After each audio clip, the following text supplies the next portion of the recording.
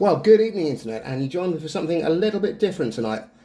For a while now, there's a short been popping up in my YouTube feed from a chap by the name of Tom Quayle, purporting to demonstrate what's his hardest lick. Tom Quayle is a name that is viewed with some reverence in the guitar world, and having checked out some of his work now, I can see why. Now, the good news is that I am not Tom Quayle, I am a mortal, and therefore I cannot play this thing in anything like the speed and the accuracy that Tom Quayle can. And that's an advantage for you guys, because while somebody of Mr. Quayle's talent will probably have pulled this lick out of his arse without giving it a second thought, with no mind for any of the concepts behind it, as a mortal I can break this down for you guys so that we can all steal from it and use it. So I'm just going to play this through slowly to begin with.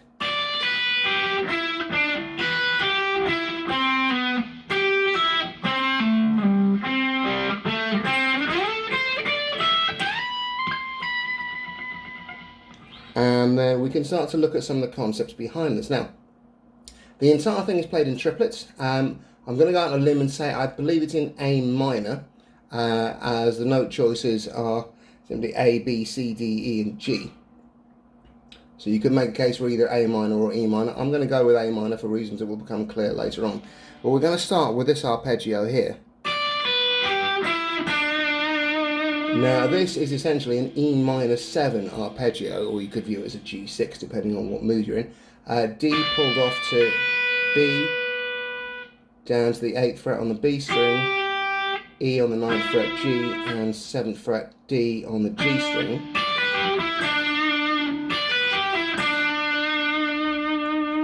And this is again quite a nice shape, nothing too complicated here. And what I'm doing is picking down, pulling off, picking up, and then pulling off again.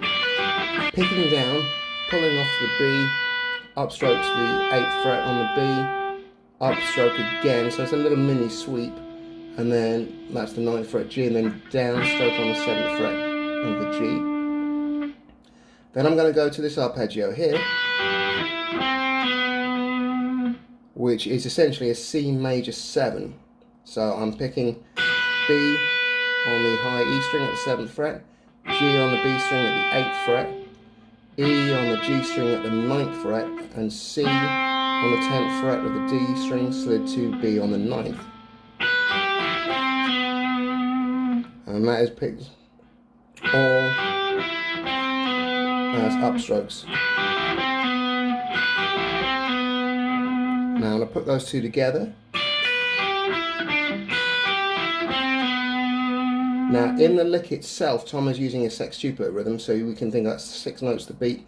We can think of that's 2 triplets, 1 and a 1 and a 2 and a 2 and a 3 and a 3 and a 4 and a 4 and a...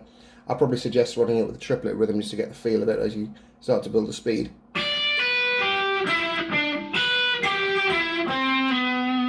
One and a 1 and a 1 and a 1.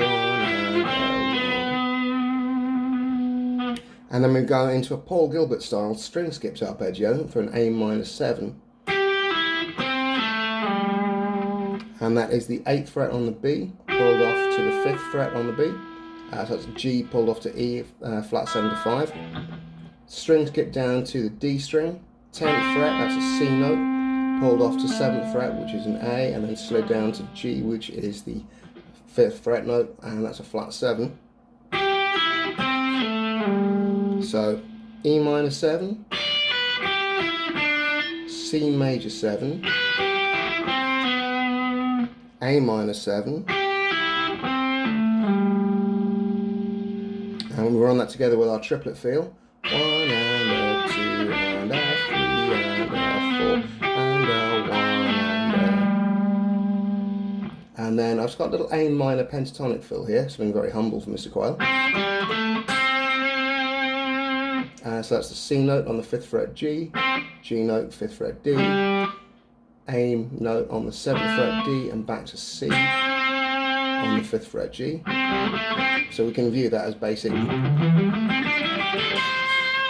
first position A minor pentatonic. And let's try that together. Again, I'll do it segmented first and then as a triplet.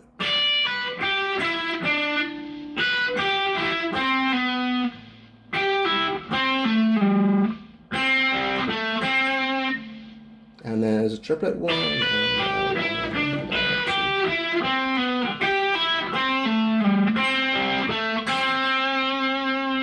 and then we finish off the lick going up into position 4 of the A minor pentatonic scale. So I'm sliding in to the 14th fret G. I'm doing that with my middle finger. I'm doing a little bend in there as well. Sort of A most of the way up to B. And then 13 to 15 on the B string, that's C to D. E to G, 12 to 15th on the high string. And then a bit I always cock up, which is sliding to the 20th fret and pulling off to the 19th fret, which is the B note, which you then bend up a semitone. So you're finishing, if you're viewing this as A minor pentatonic, kind of finishing on the minor third. So here we go, slowly segmented.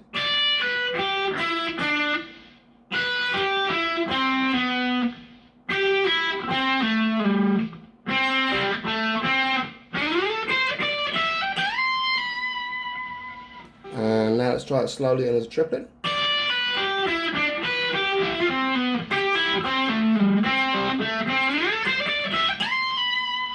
And let's try giving a bit more speed.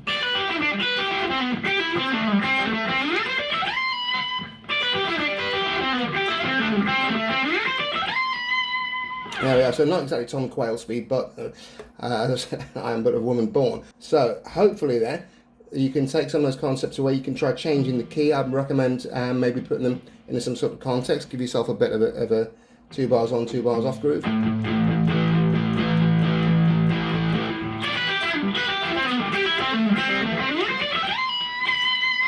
Change the phrasing out a little bit.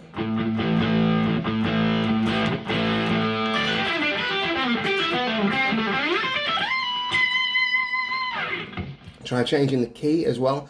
So if you're viewing this as being in the key of A minor, for example, you are starting off with the 5 chord of the key. So if I was moving this into E minor, my 5 chord would be a B minor. I'd play it here. And then you go into the relative major as a major 7, so C, but in this case will become G.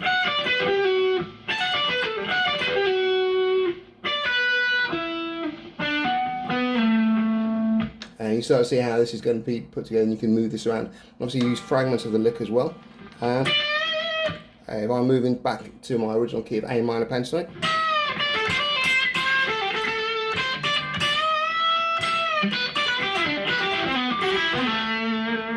And it actually does fit quite well, so we can get a little bit of a more progressive feel to some more traditional blues licks. Okay, well, I hope you've enjoyed that. Please remember, do like, share, subscribe, the holy trinity of YouTube. If you are enjoying the stuff on the channel and you want to support it, then my heart is filled with gratitude, as this is very much a one show on begged, borrowed, donated equipment. And so you can find me on Ko-Fi, Subscribestar, and on Patreon. And what else can I tell you? Oh yes, I also have a book, of course, which you can see just back there, 0 Point Guitar. And even just a little like, share, subscribe, all that sort of stuff, a comment to say whether you like it or whether you don't, because if you don't like it, I can't fix it unless you tell me what the problem is. And after that, well, I will see you for the next one. Alright, take care. Bye for now.